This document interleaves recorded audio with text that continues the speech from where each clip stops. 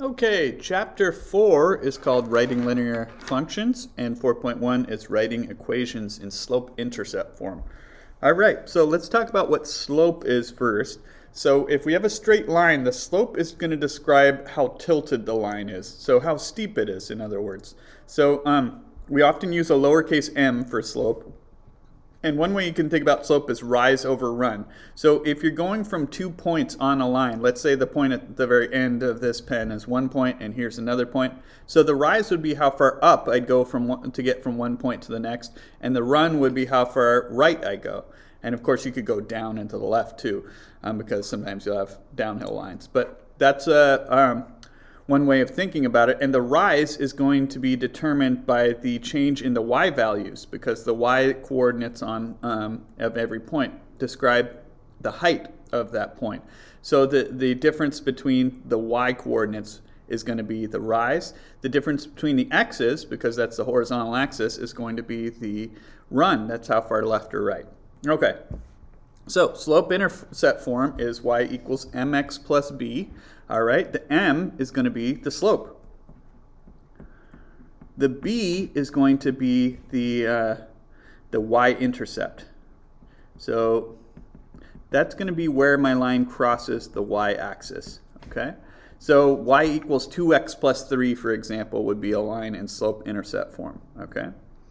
All right, so let's try writing some equations in slope-intercept form. So I'm just using y equals mx plus b, and to write an equation I just need these two things, and here those two things are given to me. It says the slope is 5, so I just plug a 5 in where the x is, where the m is, and then my y-intercept is -7, so I put that in for b, and there is my equation in slope-intercept form. Okay. This one's a little strange. So the slope is 0. Well, when I put in a 0 for m, that's what I get. And then 0 times x, no matter what x is, 0 times anything is going to be 0. So that leaves me with just y equals 3. Okay, so y equals 3 is going to be a horizontal line. It's going to have a slope of 0. All horizontal lines have a slope of 0. And we'll get more into that later, but that's what that one would look like. Okay, all right, so let's write an equation for each of these lines in slope-intercept form. So again, I'm going to need the slope and the y-intercept. Okay, so let's start with the y-intercept. So I'm just looking for the point where my line crosses the y-axis. In this case, that's going to be -3. Okay, so one part down, one to go. Now I still need the slope. And what I'd recommend doing is choosing 2 points on your line. You can choose any 2 points, but it helps to use points that are on the grid where it looks like you have integers. So for example, we've got this point, right? So that doesn't appear to involve any decimals or anything. And this other point that's marked here, those 2 points will work. Now I have 2 options. I could use the slope formula with those ordered pairs, and that's totally fine. So I could use this formula, but when I have a picture, I usually just like to count. I would think, well, rise over run, I like to think of my slope as rise over run when I've got a graph already. So I'm just thinking, okay, from this point to that point, I'm going to be going up 2 units, and then I'm going to be going to the right 1 unit. So my rise over run is going to be 2 over 1, and then that would simplify to just 2. So now I've got my slope and my y-intercept, and I just plug them in, and there's my equation. Okay. It's worth knowing that a positive slope is always going to be a line that goes uphill. So since this line goes uphill, thinking about it from left to right, I should have a positive slope here as well. If you had a negative slope, it'd go downhill. Okay. All right. So looking at this next one, again, I have a graph, so I'm just thinking, okay, how do I get from this point to this point? And I'm going to be going up 1 to the right 3. So that means my slope is going to be 1 over 3. And I can't reduce that, so that's just the slope. Okay, and then I also need the y-intercept. So this crosses the y-axis at 2, so that means b is going to be 2. So y equals mx plus 2. So my slope is 1/3. Oh, I meant to put b here. And my y-intercept is 2. Okay, so there is my answer. And I had a positive slope like I was expecting to have with that line that's going uphill. Okay. All right, on the next page. If I'm trying to find the slope of a line through these 2 points, I could plot those 2 points on a graph and then kind of look at rise over run like I was doing on the previous problems. But there's a much quicker way to do that, and that's with the slope formula. So my slope formula, I'm going to subtract my y's in the numerator and subtract the x's in the denominator. That's the formula. So when I just have the ordered pairs, I think it's quicker to just use the formula, okay? And the biggest mistake I see on these is people get their fractions flipped upside down. So you have to remember that the top is you're subtracting y's, bottom is the x's. So this is going to be my first xy pair. So I'm going to call that x sub y, x sub 1, y sub 1. And this would be the second xy pair. So that's those two. Sorry, that got a little crowded there. Okay. So subtracting my y's, I'm going to do 5 minus negative 4. Okay. And subtracting the x's, I'm going to do negative 2 minus 3. Okay. Now you could have actually, when you're subtracting the y's, you could have gone negative 4 minus 5, and that's fine if you subtract that way. But then you want to subtract in the same direction with the x's. So you could do negative 4 minus 5, but then you'd also want to do 3 minus negative 2. Okay, and it will actually get you the same answer either way. But you need to be consistent with which direction you're subtracting. Okay, so on the top, I've got a double negative there. On bottom, negative 2 minus 3 would be negative 5, and then 5 plus 4 is 9. So I've got negative 9/5 then. Okay, and that you want to make sure this is reduced. You could put the negative in the middle or up on the top, just as long as there's a negative somewhere, then it'll be equivalent. Okay, and there's my slope. All right, next up, a line passes through these 2 points. First, let's find the slope. Okay, I'm going to do that in the same way as the last problem. I'm going to use this formula. Okay, so I'll call this my first xy pair, and there's my second xy pair. So I'm going to do negative 2 minus 4 for the y's in the numerator, and I'll do 3 minus 0 for the x's in the denominator. So on top I've got negative 6, on bottom I have 3, and I do want to reduce that. Negative 6 divided by 3 would be negative 2. So my slope is negative 2. Okay. And then it says, is one of the points the y-intercept? Explain. Well, just to make a little explanation, I'm going to plot the 2 points.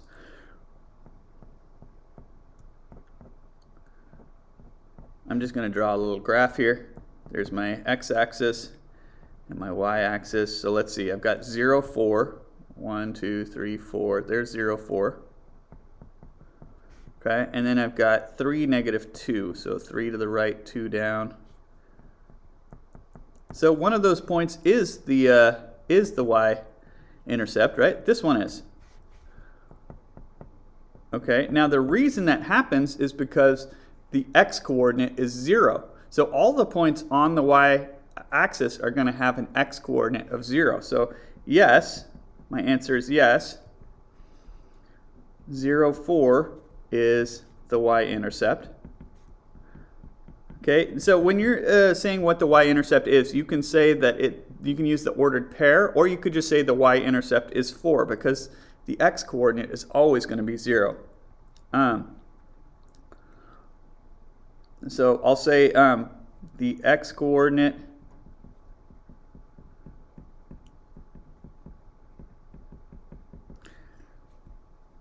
equals 0 for any y-intercept. That's how I knew looking at this.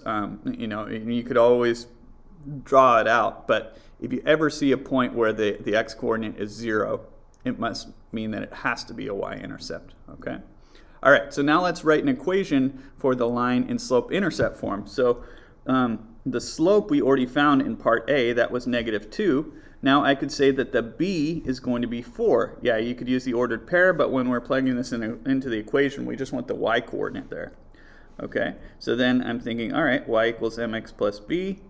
Let's plug in negative 2 and 4. And there's our equation. Okay.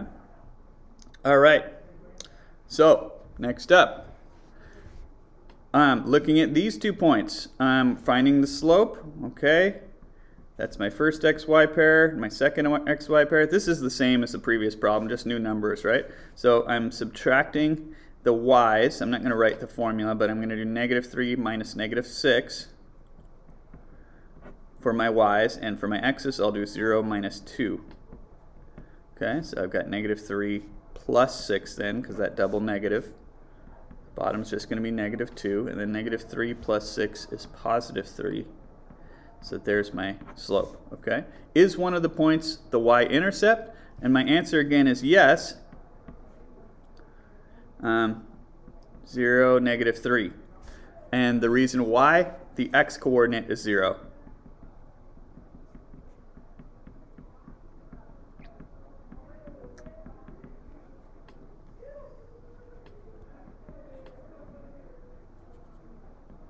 Okay, and now, so let's write an equation. We've got the slope, we've got the y-intercept, that would be -3. So now we can write the equation. Excuse the bell there, sorry. Okay, so I've got y equals -3/2 x minus 3.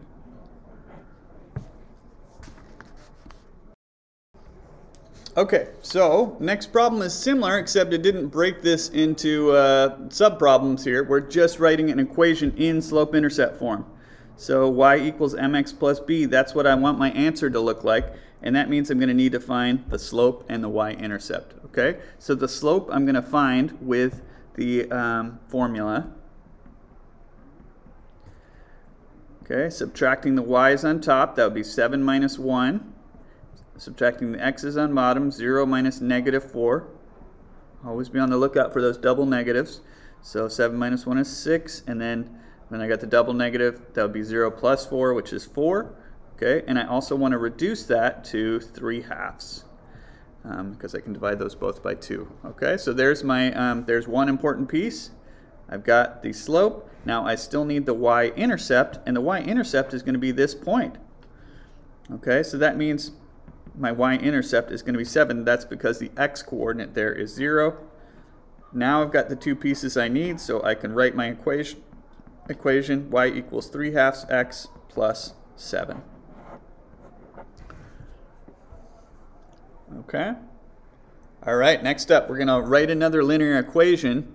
It's going to be equation f with these values. So this says f of 0 equals 3 and f of 5 equals 2. So this might seem confusing, but it's really just like the previous problems. This is just saying when we have an input of 0, the output is 3. Okay? So this is our input. This is our output. And what that means, our input is going to be our x, our output is going to be y. So this is really telling me that the point 0, 3 is going to be on the line. Okay? And then I can do the same thing with this. When my input is 5, that means when my x is 5, my y is going to be 2. So this is just another way of telling me that my line goes through these 2 points. Okay? And then I'm going to complete this just the way I did the last problem. I'm going to have to find the slope with the slope formula. I'll subtract the y's upstairs in the numerator, so 2 minus 3. Downstairs the denominator, subtract the x's, 5 minus 0. And then I've got -1 over 5, so there's my slope.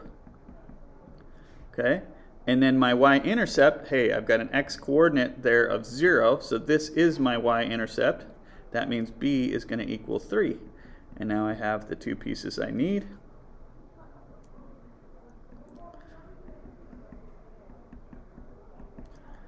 Okay, and if you wanted to, oh, I said b, but I should have put in a 3 there, whoops.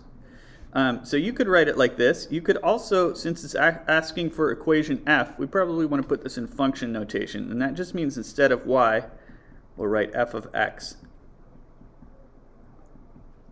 But none of the math is any different. It's just we use an f of x there instead of y at the end. Okay?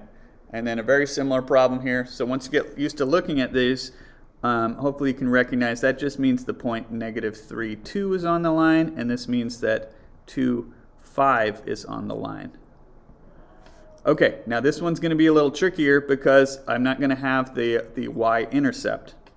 All right, so let's check this out. We're going to find the slope in the same way.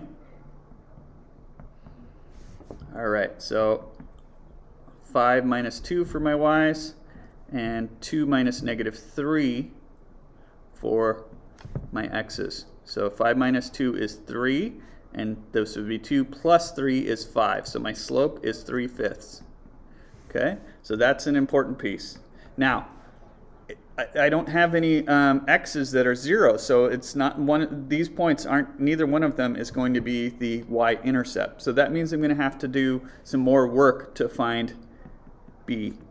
So that's my next mission, is to find b. So what I'm going to do, I'm going to think about slope-intercept form. I already know what the slope is, so I'm going to put 3/5 in for that, and then I'm still looking for the b. And the way I'm going to find the b is by plugging in one of my through points. I call these through points because my line goes through these points. Okay, so I'm going to take one of them. It doesn't really matter which one. So let's say I'm going to use this one. So I'm going to plug 2 in for y, and I'm going to plug -3 in for x. Okay, and then I've got an equation where I can solve this for b, because once I get b, then I know it's going to be y equals 3/5 x plus or minus something. I just got to figure out what that something is. Okay, so you could think of the -3 is -3 over 1 and multiply straight across. That would be -9 over 5. Okay, so I'm going to next add 9/5 to both sides, but I'm going to need a common denominator at some point. So my common denominator would be 5. So what I'm going to do is multiply this 2 by 5 over 5, because that's really just multiplying by 1. But it's going to now be written as 10/5. Okay, and now I'm running out of space here, but I'm just going to add 9/5 to both sides. And now, since I already have a common denominator, that's going to be 19/5 then.